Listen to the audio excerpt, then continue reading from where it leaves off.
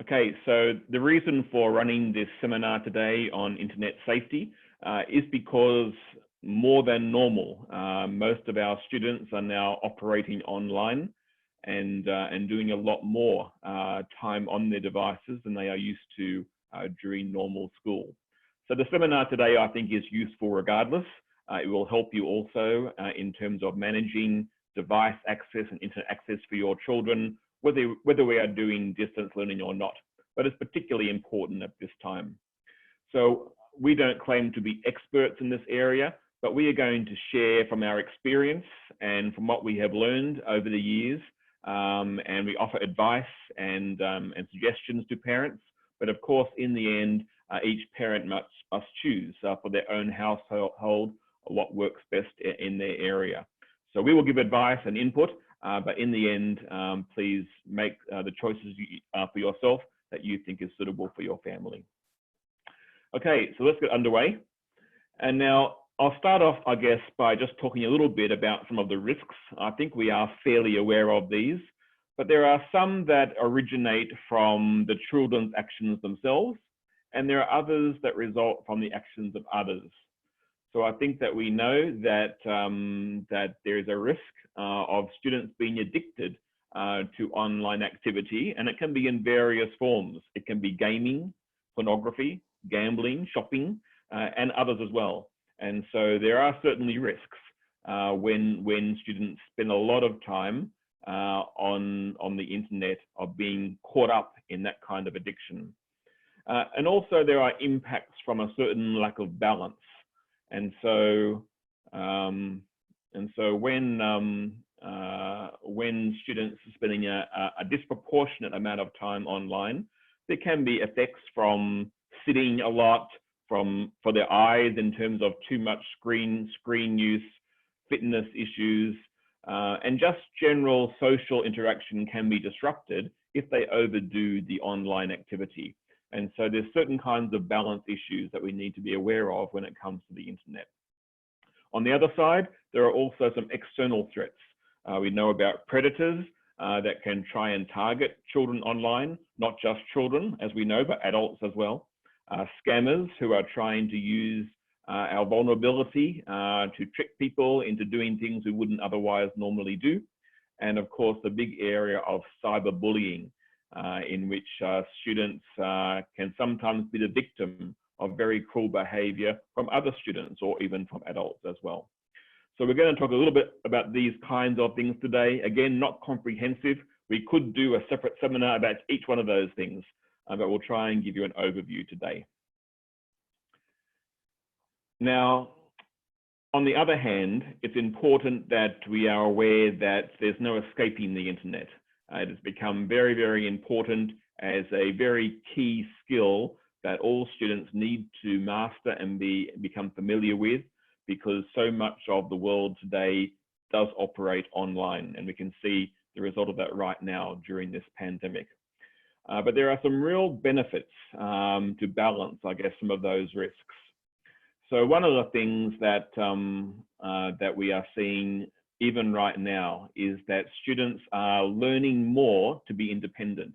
So whereas maybe in the past they would have been quite reliant on teacher or parent or books at the library, for example, to find that information, to learn new skills, students these days can learn a lot independently. I don't know if you've been surprised, like I have with my own children, just how much students can learn without a formal class. I find that the teachers in my school, really, the older ones especially, really require a course. They want a training in a certain kind of new technique or new technology. But kids these days, young people, have learnt this skill of teaching themselves. They can find out online from the internet how to do something without doing a formal course. And more of the kind of skills students will need in the 21st century will be obtained this way. We can no longer rely on formal training for all the things that we might want to learn and be able to do. A key skill that our students need to be aware of is how to find information and evaluate information. The finding is pretty straightforward. We can all use Google, but evaluating is very important.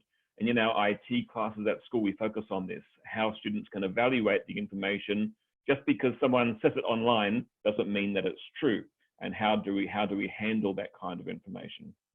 And the third one that I think parents also should be aware of, that among millennials, the new generation coming through, they very much have learned how to form their identity and create this wider circle of social connections than maybe we were used to. So when I grew up, I had my own friends who I knew from school and who we played with, and who my family knew at church and things like that. And so I had a very, very clear set of social connections, and my identity was formed very much in the context of family, who I was physically, what I could do mentally, and those relationships. But now millennials have learned to grasp the power of the internet to try and change how they appear to other people, to try and create their own identity and draw on a wider range of influences. So this can be very powerful. It also can be very dangerous. And so we need to be aware of that new way that children these days use the internet. Now, I'm going to go through I guess, two different ways that parents can assist their children to manage these kinds of risks. Mr. Paulus is going to talk first of all about technology restrictions. So there are certain kinds of things that you can do in relation to technology in order to monitor or restrict the access of your children to the internet. So I'll let him talk about that shortly.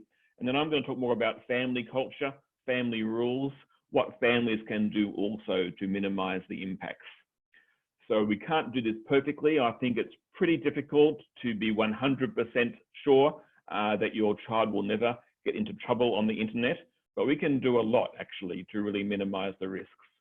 And one of the reasons for this seminar is that in the survey that we did of parents before we started distance learning, I was shocked and surprised by just how many parents said they had no systems whatsoever at home for monitoring or controlling their child's internet access, whether by technology or whether by family rules and family culture. So we'll give some ideas about that now. So I'll hand over to Mr. Paulus to handle the next section. So go ahead, Mr. Paulus. Okay, good afternoon all. I just need to go over the slide. Yeah, to be honest, I'm not familiar with the Apple at all. I'm a Windows platform person. So at my home, I usually use Windows platform. And here I'm talking about the Apple, because most of the majority in CISKG are using Apple. So in Apple, we can use the Apple Family Sharings.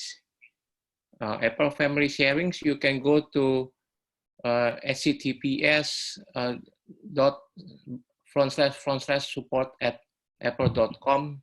You can find there. You can share to all of your family if your family are using Apple products. Mr. Ashish may want to add to that also. Just feel free, Mr. Ashish, to come in and out as you need to. Yeah, hello, sir. Hi, everyone. I just want to talk a little bit about the Apple family sharing, and as you can see, it's for the Apple products only. So the people who are using Apple iPads, Macs, so this kind of security mechanism is applicable only to the Apple ecosystem. So what's in family sharing is that you need to add your child as a kid in your family sharing. And to do that, there is an age restriction that the child must be under the age of 13 years. So there are two ways of doing this. The first way is that you create a new account for your child. And at the time of creating the account, you have to specify the age of the child, like less than 13 years. And then you have to go to the setup family sharing options and add your child as your family member to the Apple account. Now, once you do that, we can have a whole lot of control on the devices the kids are using. We can also control that what type of applications they can install. So for example, if your kid is using YouTube too much, you can simply remove the YouTube from the device And if the child tries to reinstall the application, there will be an authentication first. So you have to approve the child's request. And only if you approve that installation request, then only the application will be installed. So in this manner, we can control that what kind of applications kids are using. Second thing is about the screen time usage. Now, I myself as a father, I face this problem a lot of time that my son is overusing the device and he's looking at the screen for too long. So I'm very much worried about his mental health, about the health of his eyes and everything. So by the help of the Apple family sharing option, you can have a control on the screen time as well. So you can specify the uptime and the downtime, which means that you can specify the hours in which the child is allowed to use the screen. And since this is all included in the Apple family sharing, it is completely free of cost. You are not supposed to pay anything extra. You are not supposed to install any third-party application in order to enjoy the facilities given by the Apple family sharing. So Apple is giving us a lot of control on how the kids are using the devices, how much they are looking at the screen, what type of applications they are allowed to install. So these kind of controls the Apple family sharing provides us. What we don't get here is that I cannot impose a control on what the child is doing on Facebook. For example, if he's uploading a picture on the Facebook or if he's watching a video on the YouTube, we don't get the detail of those kind of activities. So it's a kind of control by which we can have a control on the screen time, on the types of applications the kids are using. But once we allow those applications, now what they are doing inside those applications, how are they using the Facebook or how are they using the YouTube, those kind of details we cannot get from the Apple family sharing. So for those kind of restrictions, we have another third-party application for which you have to pay a small subscription amount, and which I think is not too much. So we'll see those applications in the upcoming slides.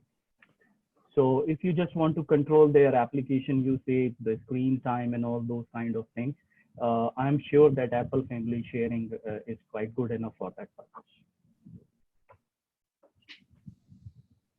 Okay, thank you, Ashish. Okay. Yeah. Go ahead, Mr. Paulus, continue. Okay, so one of the example of monitoring apps that the parents can use is QUSTODIO. The QUSTODIO works for Android, iOS operating system, Windows operating system, Mac iOS, and Kindles. Provide following feature like balance screen time, control games and apps, YouTube monitoring, view social networking activity, track calls, and SMS for Android only, block inappropriate content, free account also available for testing. Okay, I add some more about additional monitoring apps. One is K9 Web Protection by Blue Coats, Family Time, Windows Live Family Safety, Norton Online Family, Net Nanny, Kid Lodgers, Casper Key, Safe Kids, mSpy Parenting, Parental Control, Screen Limits, and OpenDNS Family Shield. And you can browse this on the, I give you later the source that you can, you can download it from there.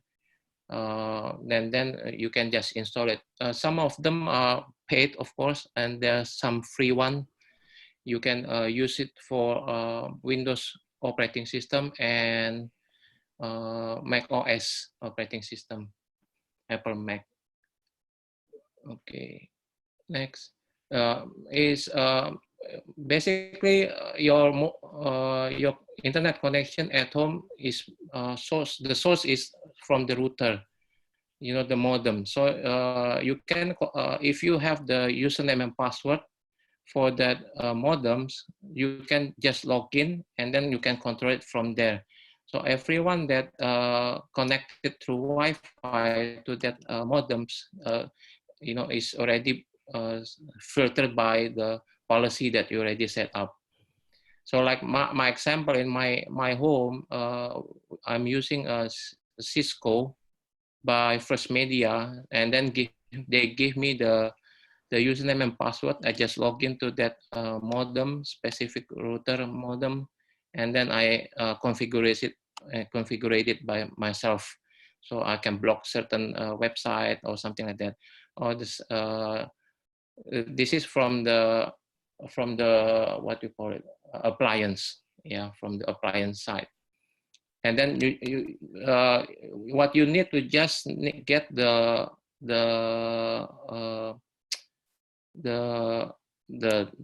model numbers, and then login. You can search online how to open it, basically. Yeah. And so I would like to, sorry, Mr. Paul, I would like to yes. add something here regarding the router apps for internet control. So basically all the advanced routers today, if you have bought a new one, all those routers, they have a native application, which means that there is an application for Android and iOS both in most of the new modems and routers. So if you download those applications on your device and you log into your router by simply connecting with it using your Wi-Fi password, it gives you a very good control on how your internet connection can be used. So like I have a TP-Link router with me. So there is an application which is called as Tether. So similarly, different manufacturers, they have different applications. As you can see on the slide here, that the Netgear Genie, this is the name of the application for the Netgear router. Then Linksys app by Belkin International. So these are some of the most famous brands. And you can download the applications from either the Play Store or from the iOS App Store also. Now, once you log into the applications, they give you a control on which devices can access the internet connection. So once you go into the list of your connected clients, you will get the option to block those clients. So simply you will be restricting them from using your internet connection. Also, you can specify a time schedule device wise. So it's not applicable to all the devices which are connecting to your router. You can actually choose that, okay, I want my kid device to have the internet connectivity only from 8 a.m. in the morning till 7 p.m. in the evening. So beyond those beyond those hours, the device won't be allowed the internet access. So these kind of applications, they do not require a very high level of technical expertise. You are not supposed to open any browser or enter any IP addresses or look at some very confusing interfaces. They are very user-friendly interface. And I mean, if you just have a look at those applications, you will easily understand that how you can control your Wi-Fi network. So my advice is that if you have these kind of routers, please check what is the manufacturer of your router, and then just go to App Store or the iOS application market and search for the native application. It's free of cost. You need not pay anything extra, and they are compatible with the routers. Okay, thank you. Yes, sir. Okay, go ahead, Paulus. Okay, what is a VPN? A VPN is a virtual private network. It's used to add an extra security while connecting to the internet. A VPN can use to hide your unique internet address from to protect from the cyber attacks, encrypt the data during the transfer, and making location, which is simple word means for the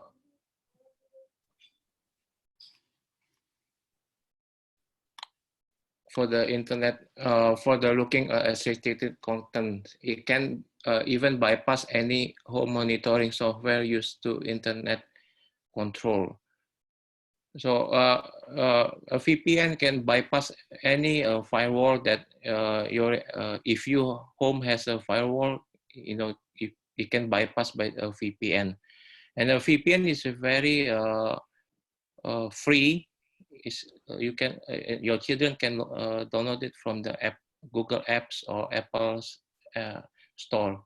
So just be careful if your children using a VPN.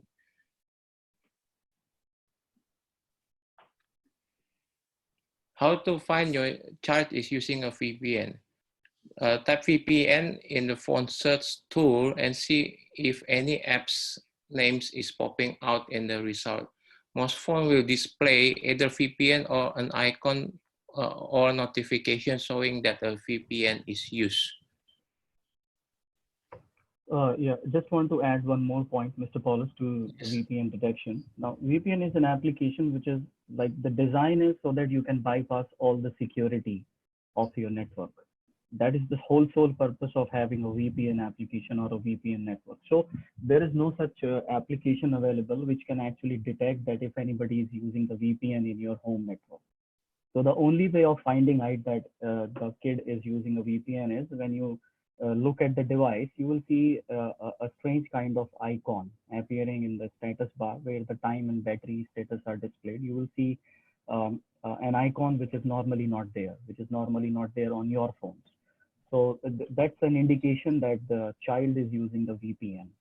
Another a way of finding the VPN is that you go to the search tool and just type these three words, VPN in capital. So if the kid has installed any kind of VPN application on the device, the search tool will find it for you.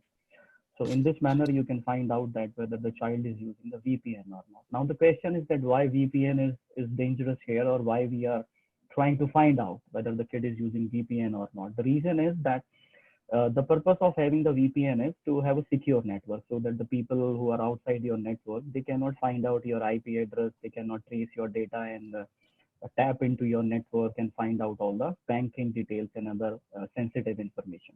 But the downside of the same this thing is that the child can bypass all that security because the IP address appears to be of somewhere else.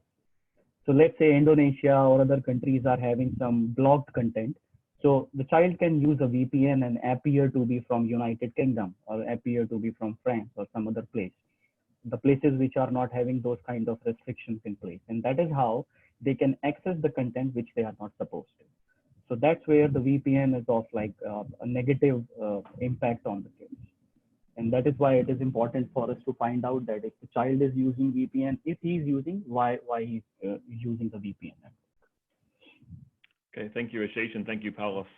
So if I can summarize so far, we had Mr. Ashish talking a little bit about those parents that have the Apple ecosystem. Maybe you've got an iPhone and maybe you've got MacBooks or Apple computers.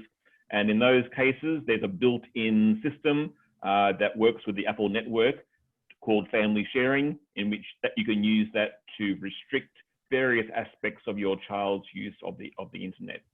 Then we had Mr. Paulus talk a little bit about some software that you can download onto your devices that either filter or restrict internet use in that kind of way. So Mr. Paulus got several options that parents can explore if you want to go that way. And then we talked about VPN. Then we talked about routers, right? Router is the box that you have in your house that sends your Wi-Fi signal to everyone in the house. So you've got your modem or your cable modem in your house, and then you've got a Wi-Fi router that you use. There are applications built into those devices that can also be used to filter and monitor internet access. And then finally, we talked about VPN, which is a way that you should be aware that your children can bypass all these restrictions. So if they have a VPN, they can bypass all of that and go outside your restrictions and access whatever they want. And so we talked about some ways that you can find out if your children are using VPN. Okay, so now I'm going to just go into, I guess, the non-technical side, right? So that was the technical side, now the more non-technical side, because there's a limit, to what you can restrict with technology, because of course also your children have mobile devices. They can use it outside the home when they're at the mall, and there's limits to what you can restrict. And so I think an important thing that families have to consider also is what kind of family rules, what kind of family culture do you want to create in your house? So just like you can see on the right-hand side there, you've got the pool rules. We wouldn't have a pool for public access with no pool rules, because we know of the dangers, right? That a pool can have. And so even for adults, there are rules around using a pool. In the same way, the internet also has some dangers, some great benefits, but also some dangers. And so it's important, I think, that families develop some culture, some rules around internet use in their house. Now, I guess that could take a variety of forms, but such as You could decide together as a family, well, what times of day are we going to access the internet in our family? So maybe you can physically restrict that using the devices. Maybe you choose not to do that and just make it a family agreement. And so you can couch this in different ways. For me, I think the ideal way is have a family meeting and discuss what do we all agree to do when it comes to how we're going to use the internet, at what time of day will we use the internet in our house.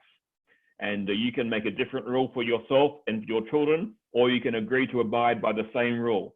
So there's consistency across the whole family. Again, that's up to you and your family. So not just when in the day, but also where will your children be when they access the internet. So for me, the very first photo that I showed you when I started the seminar is the worst case scenario. So you've got a child in their bedroom, the door's closed, it's late at night, maybe 1 a.m., 2 a.m. in the morning, with full access to the internet. To me, that is extremely dangerous. And I'm shocked by how many parents allow that. And so some kind of agreement about some safety measures, just like with a pool, you've got a pool fence with a gate around, like we do at school. There needs to be some kind of way to make this a safer place and to help your children avoid going down the dark path that is possible in those late night situations. So also, what kind of activities will, as a family, do online and not do online?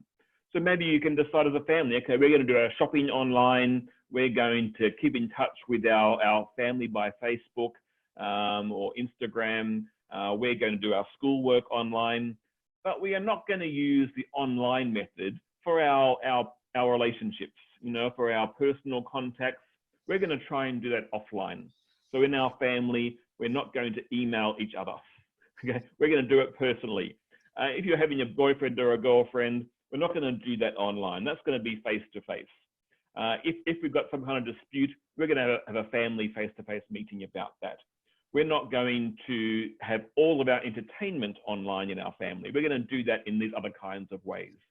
So I think some kind of family discussion about what you do and don't do online in your family would be a very good thing to decide quite early on.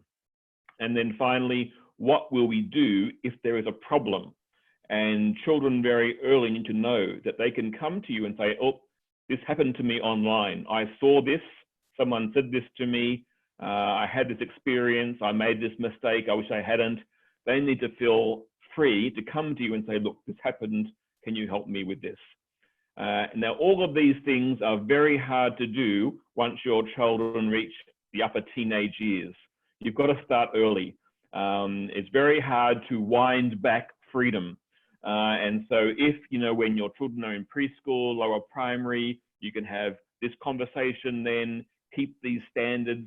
Maybe you might relax a few things as they get older, but to have that in place early, and then that means you won't have that big problem when they suddenly reach 14 or 15 and it becomes very hard to work back. So I really encourage parents to have this discussion quite early and to continue to have the discussion in an open way with your family. So it's all about setting the boundaries and how you want your family to operate. And that's very much up to each family how they're going to do that. Okay, I'm going to hand over to Ashish again now to talk about social media. All right, so like social media is all of us are using, the kids, the adults, everyone is into social media a lot. So what actually the social media is, that is a term for the online platform which people use to connect with each other. So it can be Facebook, through Instagram, WhatsApp, so all these kind of communication platforms.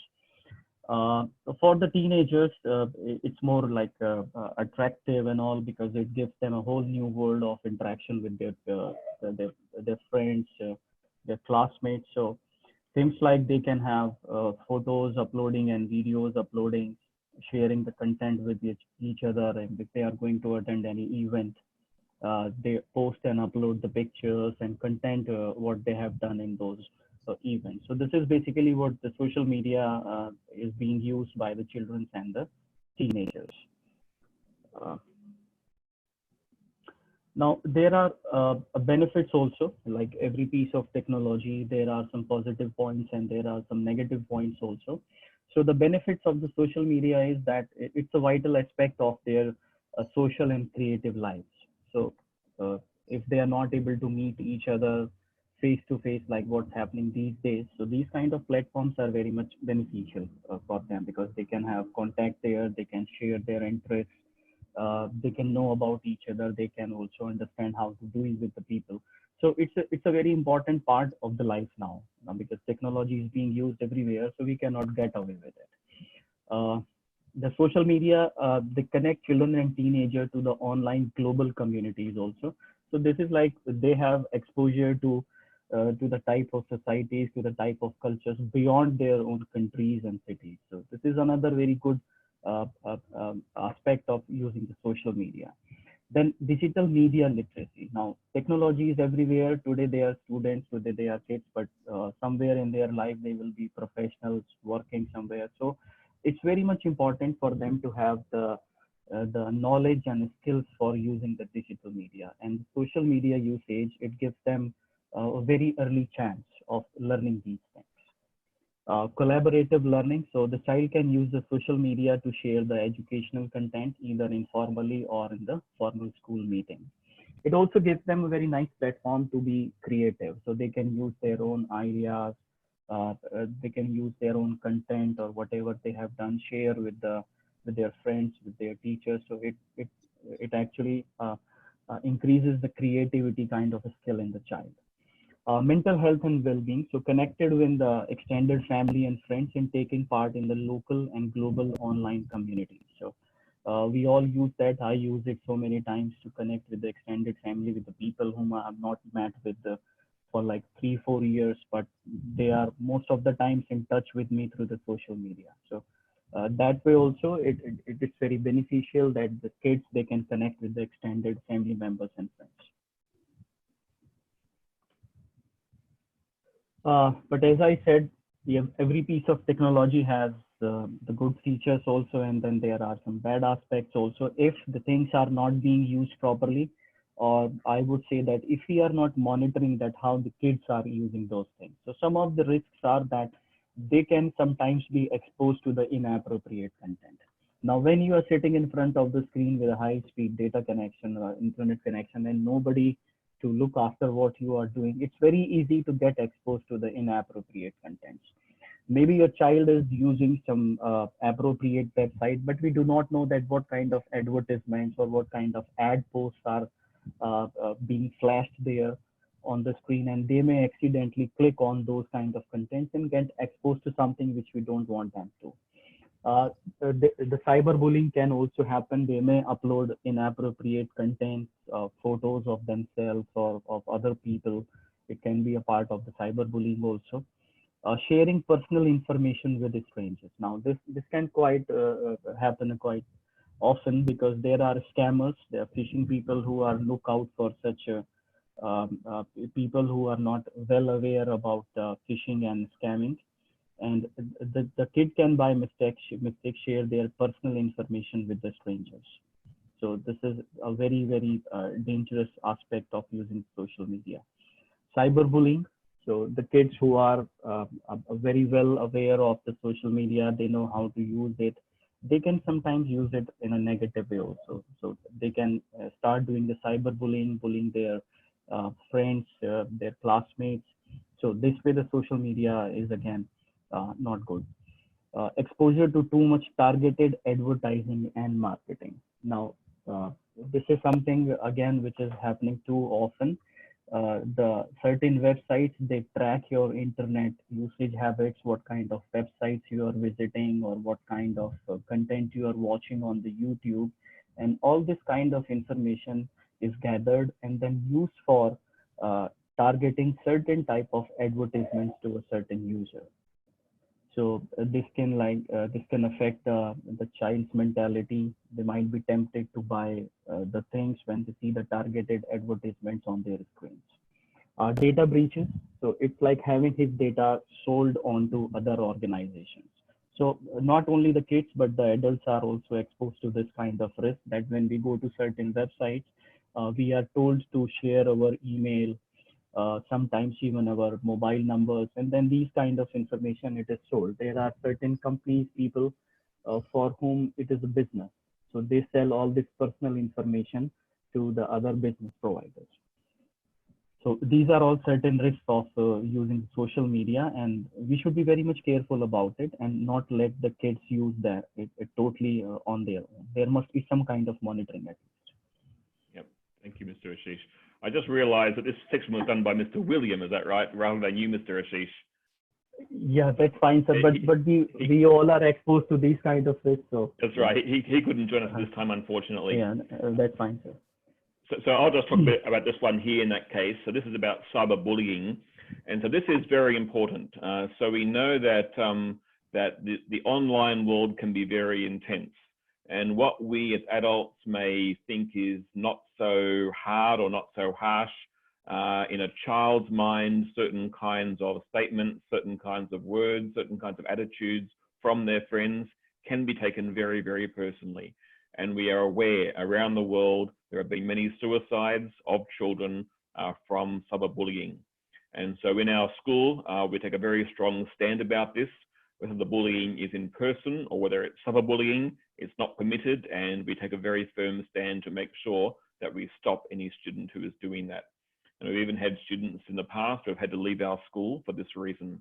And so it's very important that parents also, though, are involved. The school won't see all these things that are going on.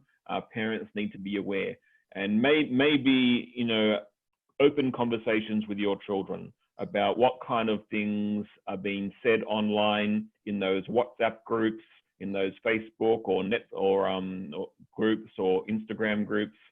If you see that your child is a bit upset, unusually quiet, withdrawn, starts talking with suicidal ideas, it might be a good idea to look into this possibility that there is cyberbullying taking place.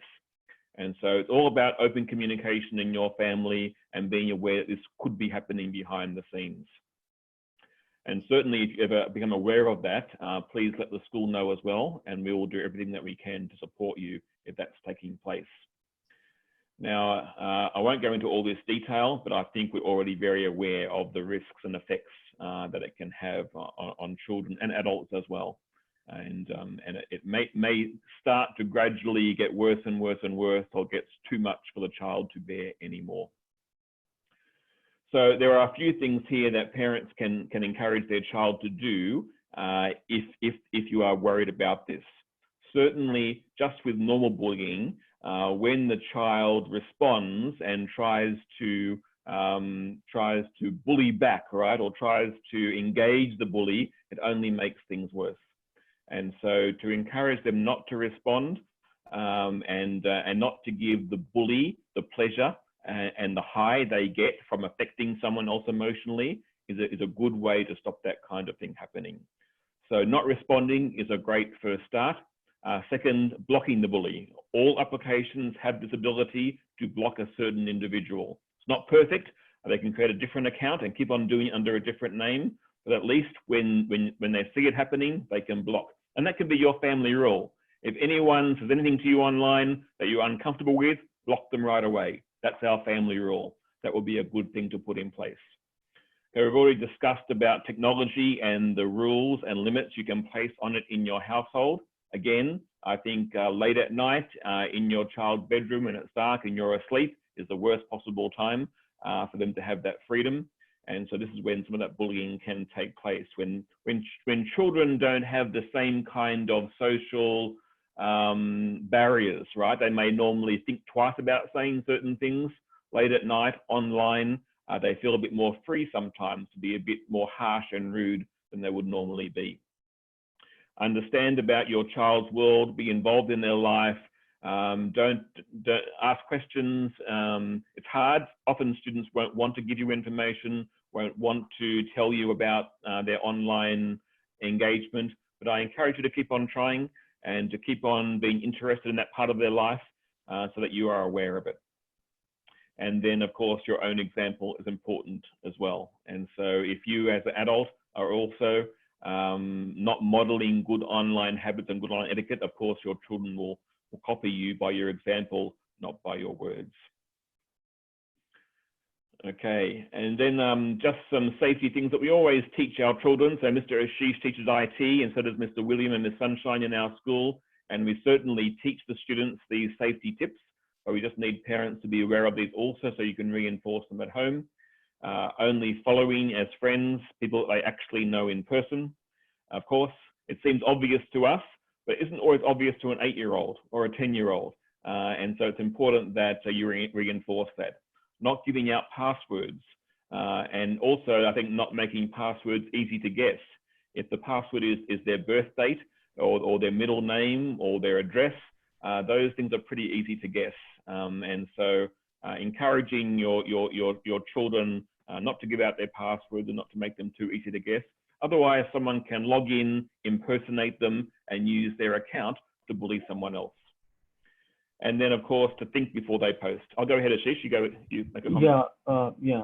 Just to add to this, sir, for not sharing the password with the strangers, what we can do is that now most of the Android and the iOS devices, they have the fingerprint scanner with them. So what I do is that whenever I install any application or a website account for my son, I will myself enter the password, and then once you enter the login details, they are saved inside the device. Next time when you try to log in, you can log in just by giving your thumb impression. So what can be done is that in the beginning, we can enter the username and password and let our child inside that application or website. But in the future, if he needs to log in again, he can just do so by pressing his thumb on the fingerprint reader. So he's not aware of the password at all. So when he's not aware, there is no chance that the password will be shared with someone else. So no login details are in the child's knowledge. That's one way of doing it. That's a very good point. And I think more and more of us now are using those kind of password managers or using the Chrome managers to manage our password. There are so many of them now. It's hard to remember them all. And then I think number 3 is a very important one there. And we tried to teach this also to students at school, to think very carefully before they post something online. What may be a flippant kind of comment or something in the spur of the moment, once it's online, it's there forever. Anyone can screenshot it, and anyone can share it and change it and alter it and talk about it out of context. And so we should all be careful and cautious about what we share online. And students don't have the same filter as adults do. So they need our advice and our encouragement to keep thinking about that before they post things about themselves or about their family online. And then finally, as I mentioned before, they need to know who to go to when there's a problem. And they need to know that when they come to you, you won't be angry at them. Otherwise, they won't come to you. And so, look, we can just say to them, look, we know that things happen online that are bad sometimes. You can be assured that you can always tell us. We will try and help you and support you through any problem that you have. I think that's important they have that person available. Okay, there's a video that I'll just show you here.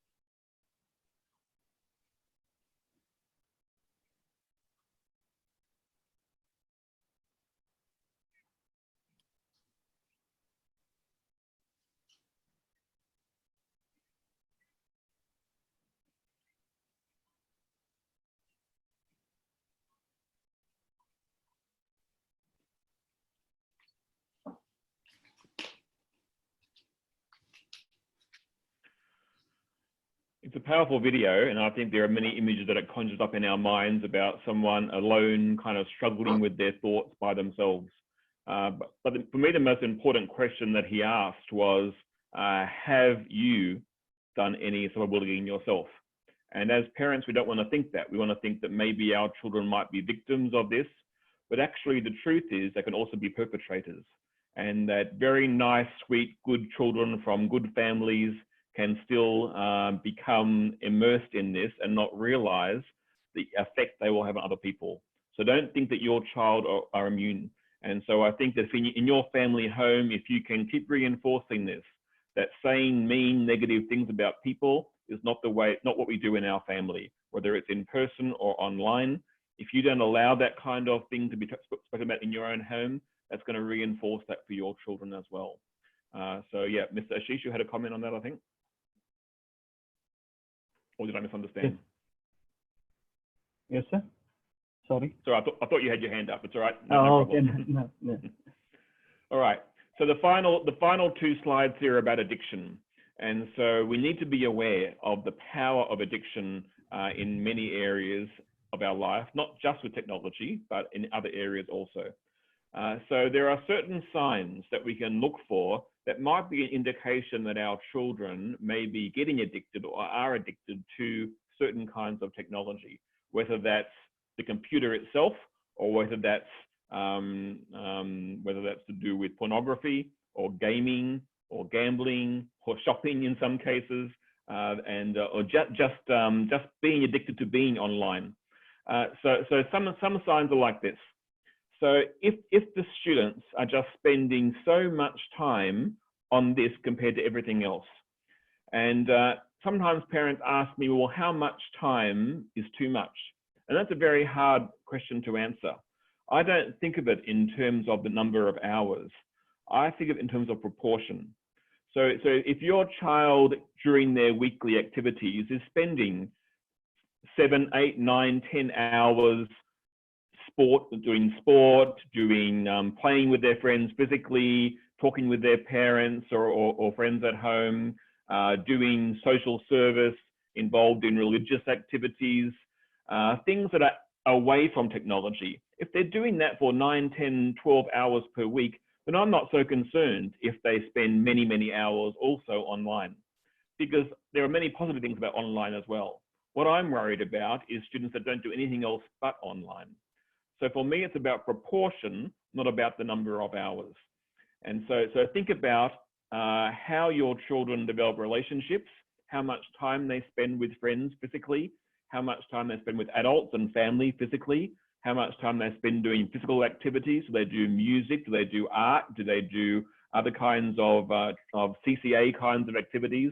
All those things are a great balance against the technology side. And so rather than stopping technology, think about increasing the number of extra things they do to counterbalance the technology. That's how I think about it. But of course, each parent makes up their own mind about what rules they will have in their house. The second thing that you can look for that might be a sign of addiction is that the child can't meet their own standards. The child may know this is wrong. They may know this is stupid what I'm doing, but they can't stop themselves. It's like smoking, it's like alcohol and drug addictions. Once you become addicted, the child can't help themselves, the adult also can't help themselves. Well, it's very, very hard for them to help themselves.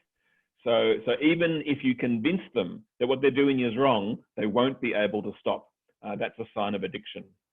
And then lying is a real sign of addiction. If you find that your child is lying about how much time they're spending online or what they're doing online, they're trying to cover up because they're feeling guilty, they know it's not right, they know it's too much time, and addicts are always strong liars to protect themselves from what's happening, from people's reaction to what's happening.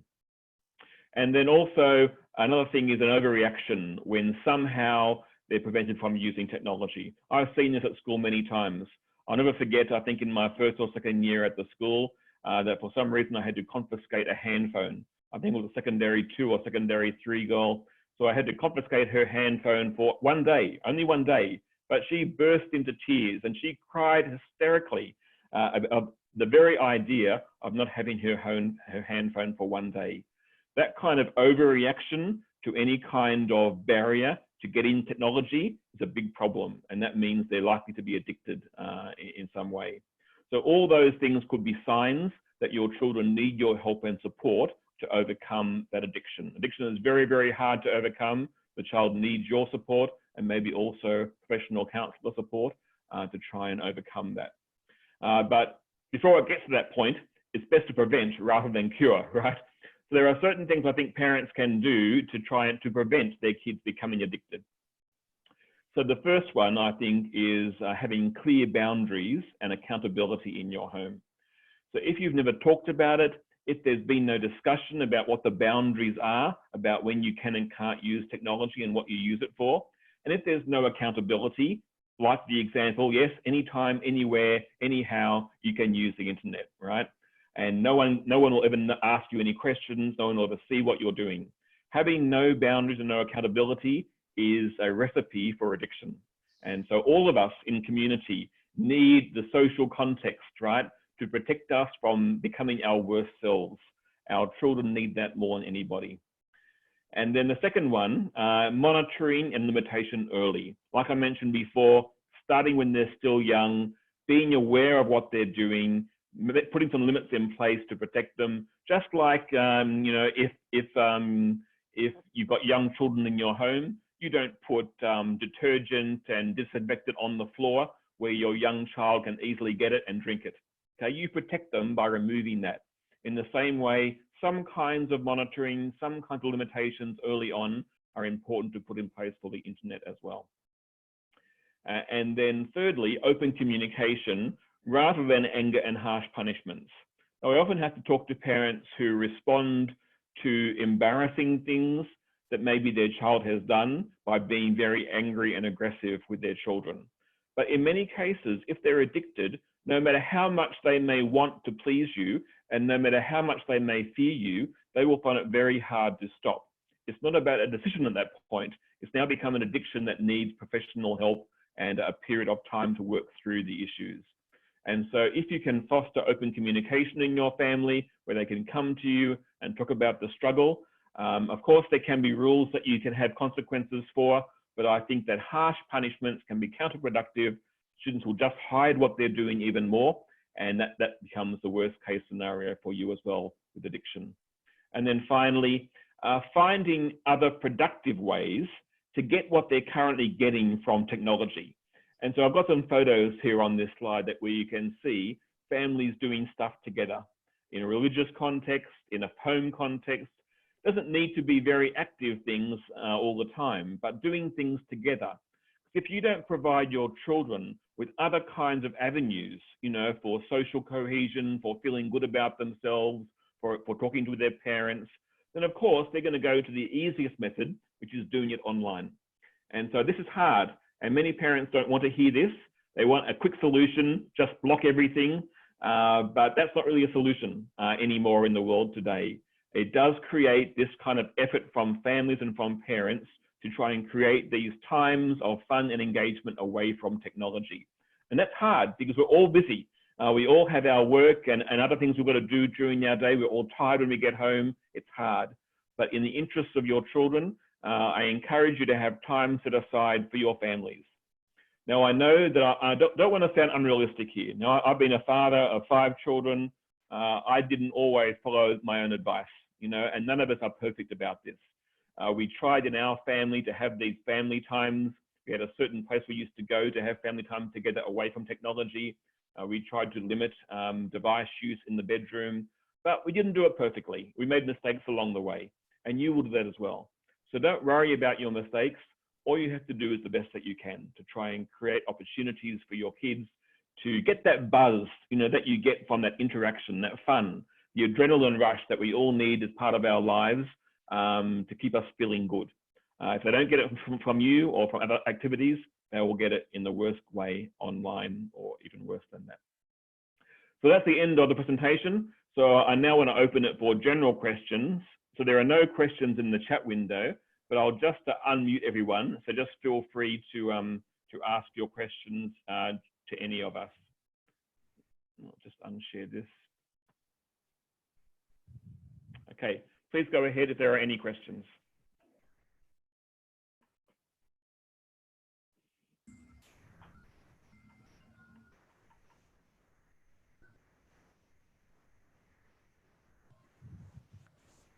Okay, if there are none, that's okay. So thank you very much for coming in and joining this presentation. Thank you very much. Have a great day. Thanks, everyone. Thanks, Ashish. Thanks, Paulos. Yeah, thank you. Thank you, Bye, sir. everyone. Yeah. Bye, everyone. Bye.